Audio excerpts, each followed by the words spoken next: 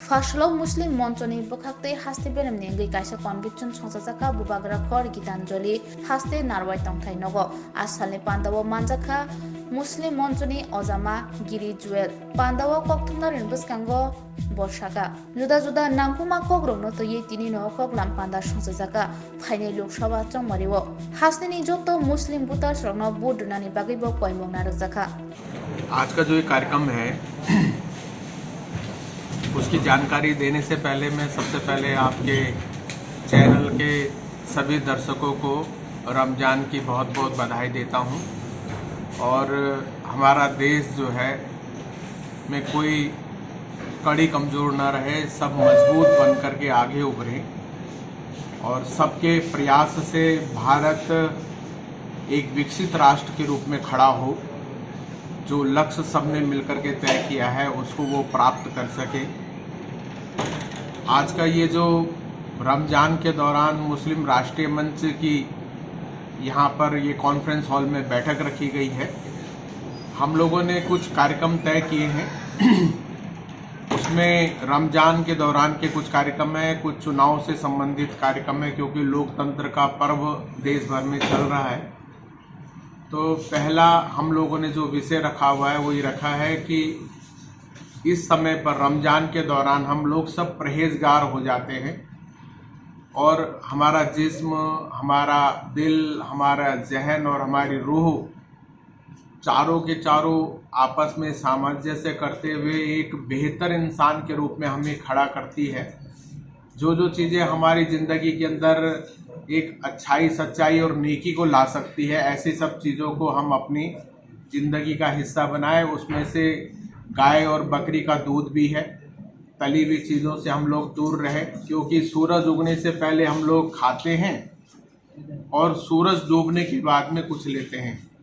तो पूरे दिन भर परहेज में रहते हैं, लेकिन कुछ ऐसी चीज़ें हमारे आ जाती है खाने में जो हमारे शरीर को नुकसान पहुंचाती है। तो गाय का दूध, बकरी का दूध, दूध से बनी हुई चीज़ों का हम उपयोग करें, ऐसा एक बेदारी पैदा करना। दूसरा, सहरी यानी सवेरे खाना लेने से पहले और शाम को इफ्तारी के टाइम पर भारतीय महापुरुषों के बारे में कुछ सुनाया जाए, कुछ नबी के कुछ से सुनाया जाए।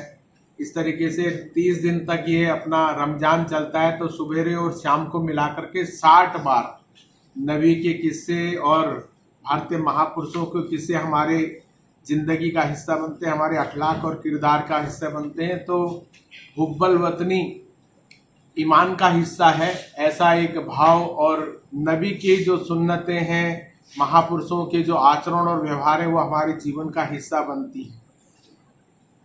लोकतंत्र यानी जमहूरियत के हिसाब से हमने जो तय किया हुआ है वो ये तय किया है कि मेरा मतदान यानी मेरा मतदान केंद्र जो है 100% 100% वोटिंग वाला बने और वोट देते समय हम इस बात का ध्यान रखें कि कौन मुल्क की तरक्की में काम कर रहा है और मुल्क की तरक्की के लिए हम वोट डालें, लेकिन वोट जरूर डालें।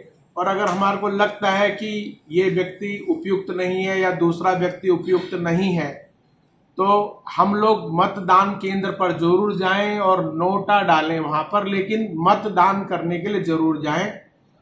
किसी के भी पक्ष में करते समय सिर्फ देश के पक्ष में हम लोग मतदान करें, ऐसा एक भाव 3 विषयों को लेकर के हम लोग काम कर रहे हैं।